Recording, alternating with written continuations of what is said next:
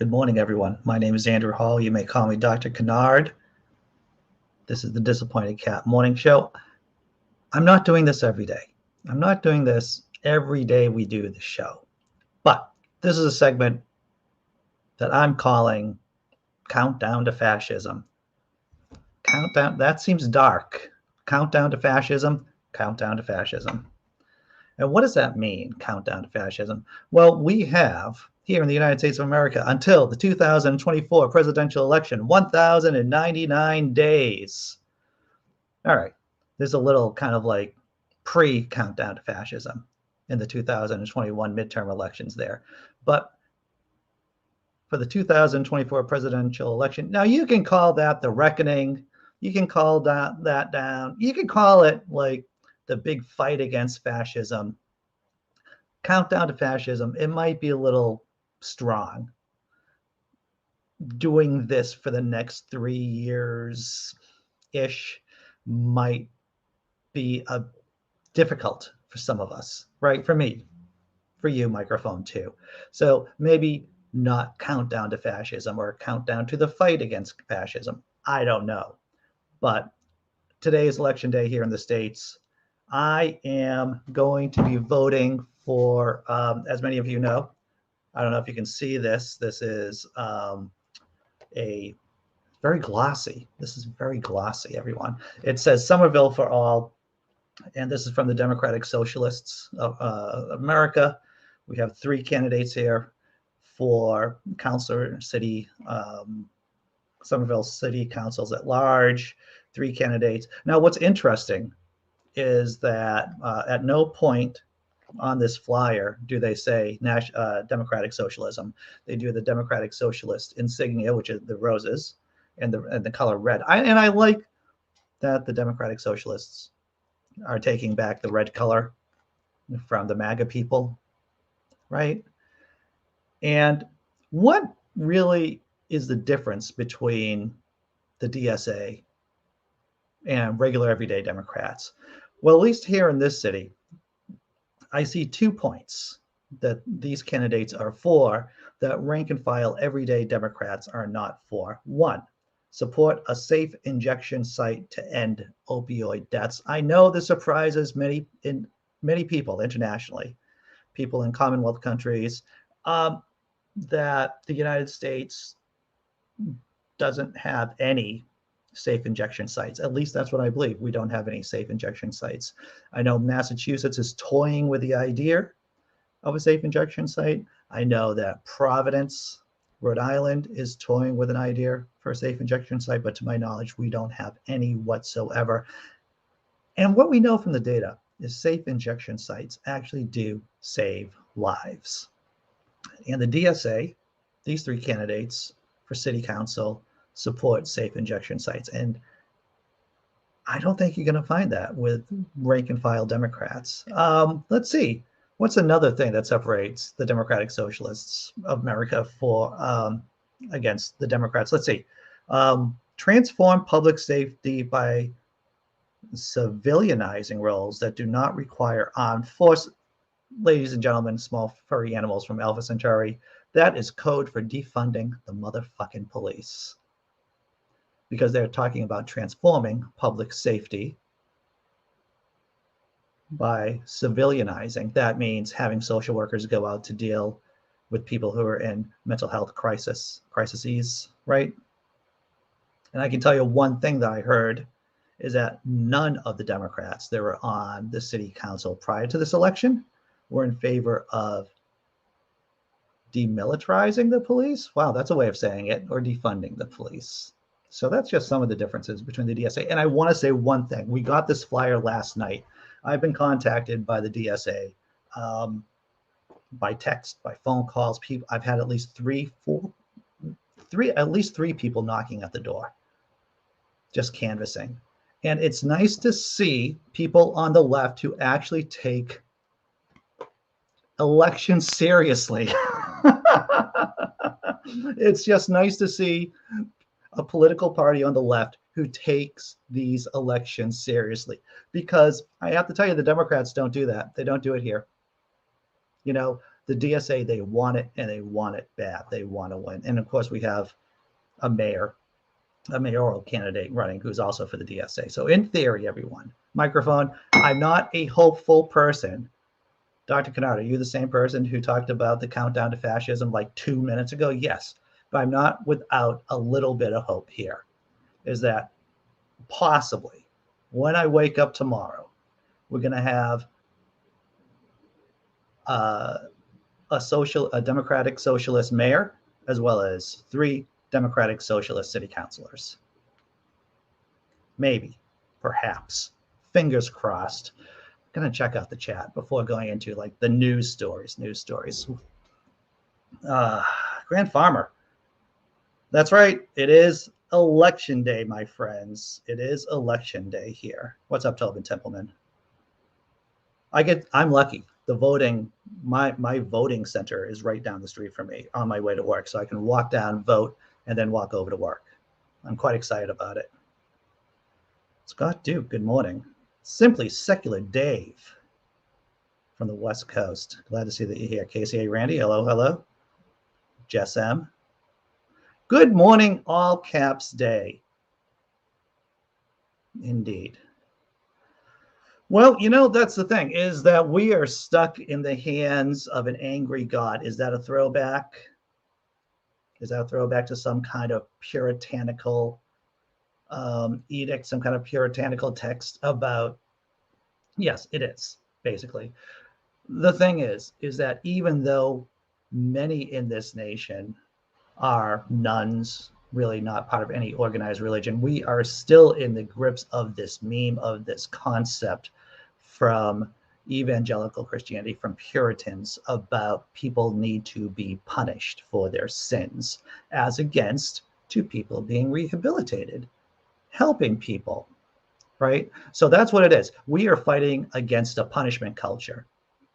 Let's just be blunt about this. Here in the States, we are fighting against the predominant culture, which is punishment culture. All right, everyone.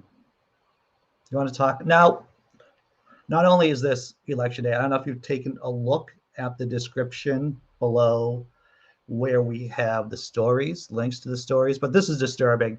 Not unexpected, but disturbing nonetheless. Let's take a gander at this story from The Guardian. Almost 1 in 3 Republicans say violence may be necessary to save the U.S. Troubling statistics show the post-election rancor that led to the U.S. Capitol attack on January 6th is very much in place. It is still here with us. And once again, 1 in 3 Republicans are saying, maybe violence. Maybe we have to do undemocratic things like physical violence to save America. And what they're really saying is that, hey, we feel our power is slipping away. We can't win in legitimate elections. So now violence is the answer. Almost a third of Republicans believe violence may be necessary to save the U.S., according to a new poll. Researchers at the Public Religion Research Institute, a nonprofit, found that 30% of Republicans agreed with the statement. Because things have gotten so far off track, true American patriots may have to resort to violence in order to save our country. True American patriots. That's code for right-wing fascists. I know, microphone, that fascists are innately right-wing. I know that.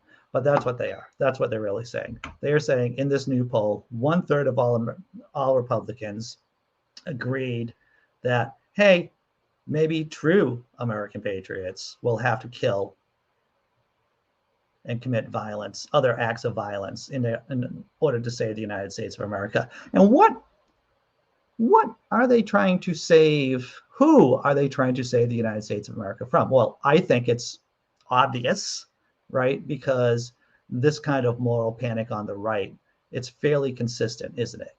It's against communists, it's against socialists, it's against minorities, it's against the LGBTQ community, it's against science. I've run out of fingers on this hand to count more Republicans are more likely to believe true American patriots may have to resort to violence. PRRI found with just 11% of Democrats and 17% of independents agreeing with the statement. Among all Americans, 18% agreed. PRRI said 2,508 adults living in all 50 states were interviewed for the survey between the 16th and 29th of September. In February, a survey by the American Enterprise Institute found that 39% of Republicans thought that if elected leaders will not protect America, the people must do it themselves, even if it requires violent actions. Among all Americans, 29% agreed with that statement. Some 31% of independent voters and 17% of Democrats thought violent action might be required. And if you, all right, I'm not saying the entire country is a lunatic asylum here in the States, but it's definitely an outpatient psychiatric center. That's what we are. Maybe after the countdown of to fascism ends after the next presidential election cycle, maybe we'll be a full-blown inpatient locked door unit. But right now, it is disturbing that 1/3 of Republicans are thinking violence, not off the table. It's on the table. And like I said, I think that at least right now, the states could be considered to be an outpatient psychiatric center. Gonna check out the chat, everyone. White-skinned fascists, indeed. There is I know the book that you're talking about. It is basically a blueprint. It's like fan fiction for fascists. It's about the East and West Coast elites dying off. I think there is some kind of nuclear terrorism going on. Yeah, I forget the name of the book right now. BigZebra.com. Good morning, Dee Parks. Save America from what? Peace, exactly. Remember Sammy Jenkins. Thank you, Scott Duke, bringing that up. Sinners in the Hands of an Angry God, a sermon by Jonathan Edwards. For those of you who aren't acquainted with it, I like to reference it every once in a while. It is the sermon that those in heaven should take pleasure from those suffering in hell. If that isn't hardcore Schadenfreude, I don't know what is. All right. Gonna just check out the rest of the chat here before going to maybe we'll do the halftime tummy rub show to cleanse the palate, so to speak, of fascism. The Turner Diaries. That's right. That was the name of the book. The Turner Diaries. It is basically some kind of, like I said, fascist fan fiction about how fascists, how many times can I use the word fascist in one paragraph, and how the fascists take over the states. And McVeigh read that book. That's right, KCA Randy. That's right.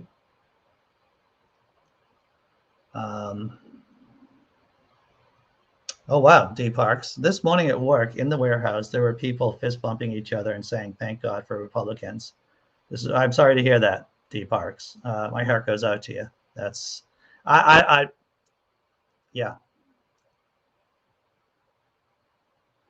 All right. Tesla Ranger writes, Kathleen Belew has pointed out links between the book's Diary of the Rope theme, that's right, of the Turner Diaries, and elements of the 2021 United States Capitol attack. Yep, indeed. All right, everyone. Let's center ourselves. Heavy show so far today. Let's do something funny with a halftime tummy rub show. Oh, wait, I always forget to do this microphone. Thank you for reminding me. You can ask people to like, if you're regular here, you pretty much like the video anyway, but thank you for doing that. If you're new here, please like the video, please subscribe. And you will notice there are no ads on this show, no ads, mostly on the channel, completely, supported by you folks here. Thank you. Let's do something funny. Maybe it has to do with a cat. I don't know. Quick bit.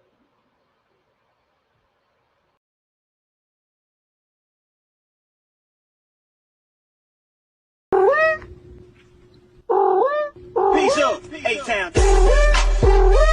Yeah!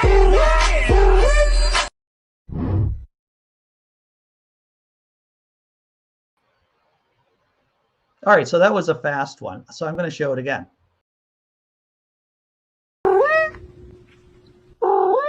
Peace up, A-Town. Yeah!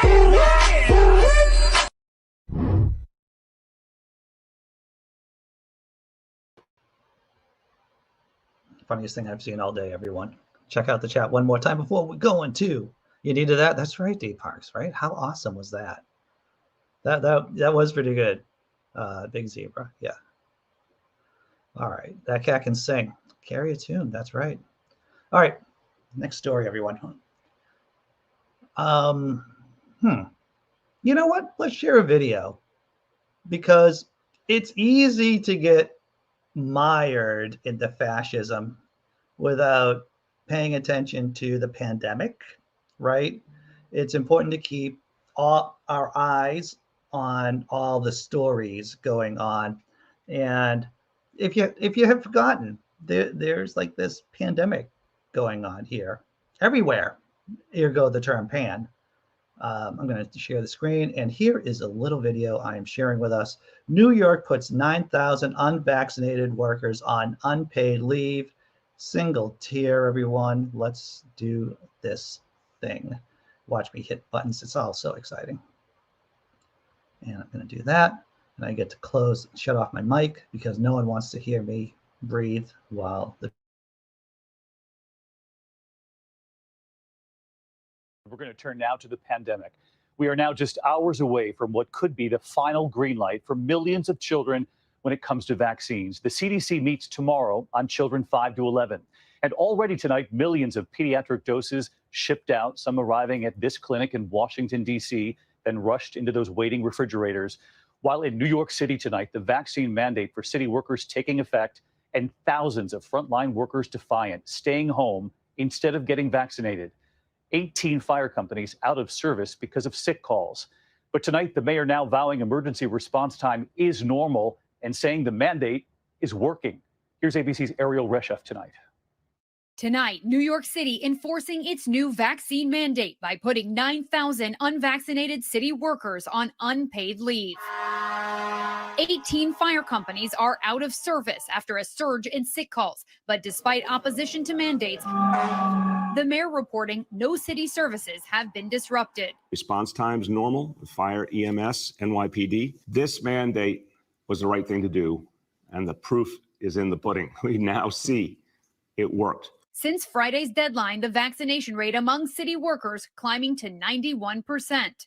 It comes just a day before the CDC could sign off on the Pfizer vaccine for 5 to 11-year-olds. The first wave of pediatric doses arriving at this clinic in Washington, D.C., where they are unpacked and stored in a refrigerator until doctors get that green light. Parents should feel comforted, not just that their children will be protected, but that this vaccine has gone through the necessary and rigorous evaluation that ensures the vaccine is safe and highly effective.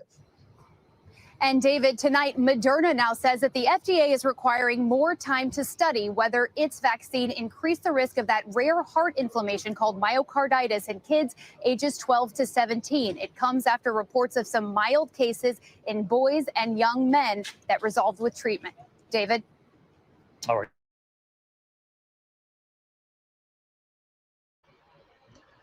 I don't know about you, but it makes me feel good inside in a wrong way. I know it's wrong. I know it's wrong for me to feel good that people are getting fired, well, getting put on unpaid leave because they refuse to get vaccinated. You know, the people who are supposed to protect us are that they refuse to get vaccinated.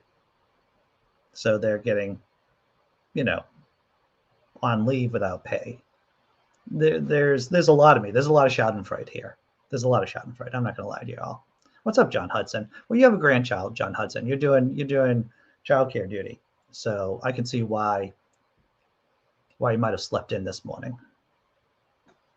And Imaginary God, I see Imaginary God somewhere in the chat. Good morning, Imaginary God. Glad to see you here. All right, let's do another story. Let's check this out, everyone. Number of Canadians reporting religious affiliations at an all-time low. Woohoo! Here we go. Toronto, a new report from Statistics Canada has found that Canadians are becoming less religious. StatCan data released on Thursday shows that in 2019, only 68% of Canadians 15 or older reported having a religious affiliation. It's the first time that fewer than 70% of Canadians reported being religiously affiliated since StatCan began tracking the data in 1985.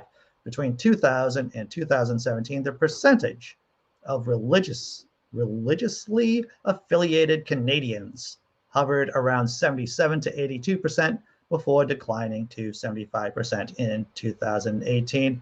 And I don't think you have to be a prophet that all the scumbaggery, yeah, that's a word, scumbaggery, that the church is doing or has done that's coming to light now. Yeah, I'm looking at you, Catholic Church, in your residential schools, that at least Catholicism will see a plummet in their adherence, like we saw in Ireland, right? Once all the scandals broke out in Ireland, there are a lot of people there saying that they're no longer Catholic. Only 23% of Canadians in 2019 reported attending group religious activities such as church service at least once a month. Between 2000 and 2009, that figure was 30%. StatCan also found that religion was becoming less important for more Canadians. The percentage of people who reported that religious or spiritual beliefs were somewhat important or very important was 54% in 2019. In mid-2000s, it was around 70%. You know, what are spiritual and religious beliefs except believing in things that don't have proof? I mean, there are important things to me: being connected with my community, interacting with my family, being a good friend. Are those spiritual beliefs? I don't think they are.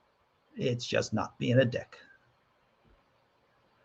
Religiosity was also found to be stronger among women compared to men.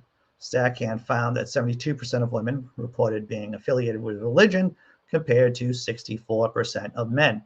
Women were also more likely to say they pray or engage in personal religious activity at least once a week, 18% compared to 14% for men. The report also talked about differences among age groups. Religious affiliation was the highest among Canadians born between 1940 and 1959 at 85% compared to 32% for those born between 1980 and 1999. Thank you, millennials. Within the youngest age group, 62% of those born outside of Canada reported a religious affiliation compared to 39% of Canadian-born individuals. The differences between those born in and outside Canada were less pronounced in older age groups. Basically, trends that we've been following for a while. The younger generation is far less religiously centered than the older generation. Checking out the chat before closing out the show. Is it because this show goes until 9:25, and then we do the after party after show at 9:30? It's an open room. You can show up, you can pop in and talk about whatever, as long as you're part of the community, right? As long as you're part of the community, you can show up on the panel and talk. Checking out the chat. Oh, let's see. Why can't they bring Big Zebra? Why can't they bring back temple prostitution? Yeah, that was big business, temple prostitution. That was always a big draw in classical times. Good point, Big Zebra. Big, yeah.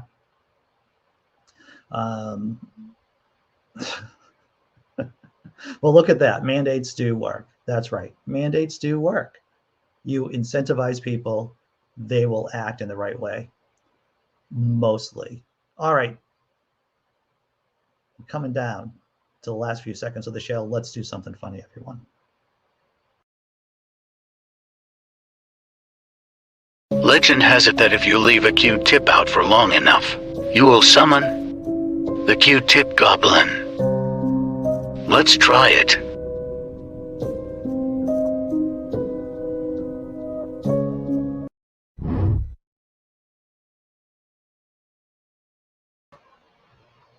Thanks again for showing up. I hope to see you at 9:30. If not, we're going to do this whole crazy thing tomorrow. Thank you, patrons and YouTube members. Here's my thank you video. I'll see you at 9:30, everyone.